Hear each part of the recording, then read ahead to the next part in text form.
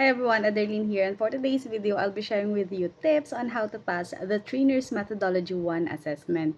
So, I took my TM1 assessment last year, that was June 2025, and I am happy to share that I passed the assessment in just one take, and I am now a certified tester trainer.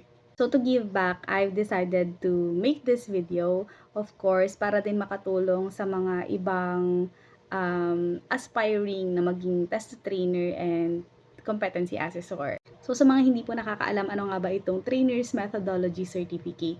So, TMC is one of the requirements that you need to acquire if you want to become a test the trainer and competency assessor. So, paano ka makakakuha nito? Of course, kailangan mo din mag-undergo ng assessment.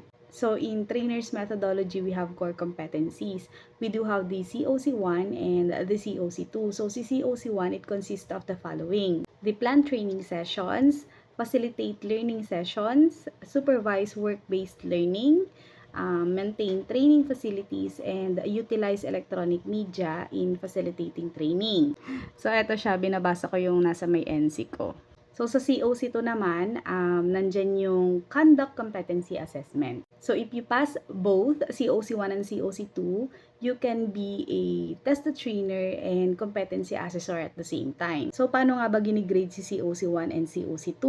So, si COC1, meron siyang written examination, demonstration, portfolio, and oral questioning. And then, sa COC2 naman, meron siyang written examination, demonstration, and then oral questioning. So, in COC1, you need to present a portfolio. So, yung portfolio is para siyang session plan, ganon. So, ayan, kailangan nating pumasa sa lahat, no, para makuha natin yung certificate. And now, ito na yung mga tips. So, tip number 1 is understand and memorize. So, diyan, magkakaroon kayo ng script. Yung script naman na yon is marami kayong mada-download dito sa internet. And bakit ko nasabi na understand? Mas madali nyo siyang mamememorize or mas madali nyo siyang maaalala kung naiintindihan ninyo kung ano yung nakasulat doon sa my reviewer ninyo. So, if your reviewer is written in English, ayan, you can translate it. So, ayan, pag meron kayong hindi naiintindihan, ayan, pwede nyo siyang isulat, i-translate ninyo para maintindihan ninyo kung ano ba yung ibig sabihin nun. In that way, mas madali nyo siyang maaalala, mas madali nyo siyang maiisip. So, number 2 is record yourself while practicing. Of course, yan, magpa-practice at magpa-practice ka ng magpa-practice ng madaming beses. Pero mas okay kung i-record mo yung sarili mo para makita mo or mapanood mo din mismo yung sarili mo kung saan pa yung part na kailangan mong i-improve. And then, kapag alam mo na kung saan yung part na medyo mahina ka, dun yung lagi mong babalikan para na-enhance mo pa siya. So, pwede kang gumawa ng dalawang klase ng recording. Pwede mo i-video yung sarili mo, and then pwede ka ring mag-record ng audio.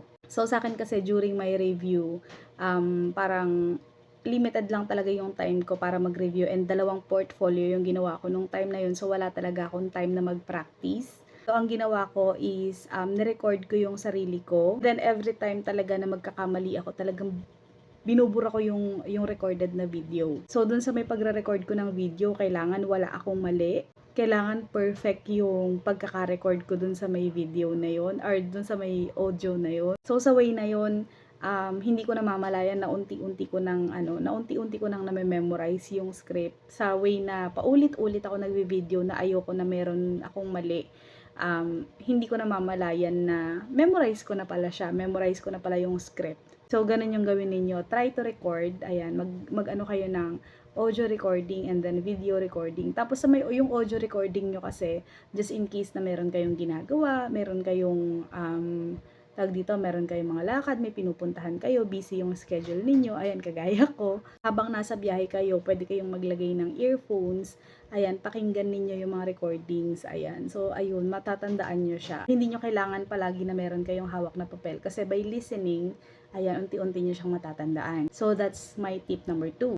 And then, ang tip number 3, doon sa may demo ng COC1, lagi nyo lang iisipin kung ano ba yung unang nangyayari sa training, ayan.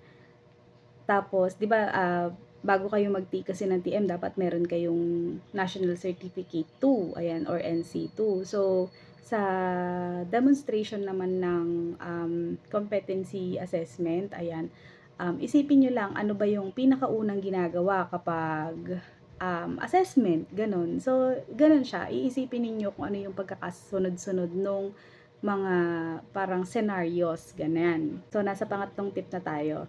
And then, ang tip number 4, listen to the instructions of your assessors. Ayan, lagi ninyong ugaliin ang makinig doon sa instruction ng assessor ninyo. Napaka-importante po niya. Kapag sinabi niya na huwag niyong susulatan yung papel, huwag niyong susulatan yung papel.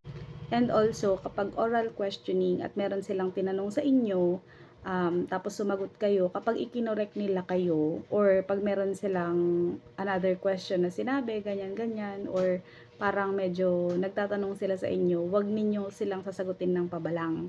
Tapos pagdating naman dun sa may oral questioning, kapag tinanong kayo ng assessor ninyo, tapos mali yung sinagot ninyo, ng paulit-ulit tapos medyo ikinorek nila kayo ng konti, don't reason out. Parang wag kayong mag-ano na kasi ganito yung nakasulat sa ganyan, kasi ganito yung ang isasagot nyo lang doon is, pasensya na po ma'am, ngayon po alam ko na sa susunod po ganun yung gagawin ko. Ganun lang. Kasi assessor yung mga yan, alam nila kung anong ginagawa nila. And then tip number 5 is huwag kayong matatakot sa mga assessor ninyo. Marami kasing marami kasing akong napapanood na videos na gumagawa ng tag dito ng tips, ayan, nasasabihin huwag kayo masyadong titingin sa mga assessor kasi kakabahan kayo, ganito, ganyan. No. Ipagpalagay ninyo sa sarili ninyo na moment ko to. Ayan. Tapos, ang isipin ninyo, yung mga assessors ninyo, isipin nyo na lang na estudyante nyo din sila para makapag-perform kayo ng maayos, and wala namang assessor ang may gusto na bumagsak ang mga assessees or mga estudyante na nagtitake ng assessment. Actually, mas madaling ipaliwanag kung bakit nakapasa ang estudyante kaysa ipaliwanag kung bakit sila bumagsak. So, walang may gusto na magbagsak talaga ng mga estudyante. Halos lahat yan gusto nila pumasa. But of course, we need to understand na kailangan din natin tulungan yung mga sarili natin. And then, kapag nagpo-perform tayo, wag din tayong mayabang. And dapat, meron tayong self-confidence. And of course, dapat neat din yung itsura natin kapag mag-assessment tayo. And of course, last but not the least is prayers. Actually, huli ko tong sinabi, pero ito talaga dapat yung pinakaunang-unang gagawin ninyo. If you wanted to pass, if you wanted something, ayan, dapat talaga ang pinakaunang-una, ayan, una at huli sa lahat, ayan, prayers. Ayan, mag-thank you sa experience. Kung hindi ka nakapasa, thank you sa experience. At least sa susunod, alam mo na. Kapag nakapasa ka, don't forget na magpasalamat pa din kasi ibinigay sa'yo yung pinaghirapan mo. So, yun lang for today's video. And sana makatulong sa'yo itong video na to. Don't forget to like and share this video. Sana maka-help. And i-update nyo din ako pag nakatulong sa inyo yung video na to. And kung makakapasa kayo. Ayan, good luck sa lahat. Bye!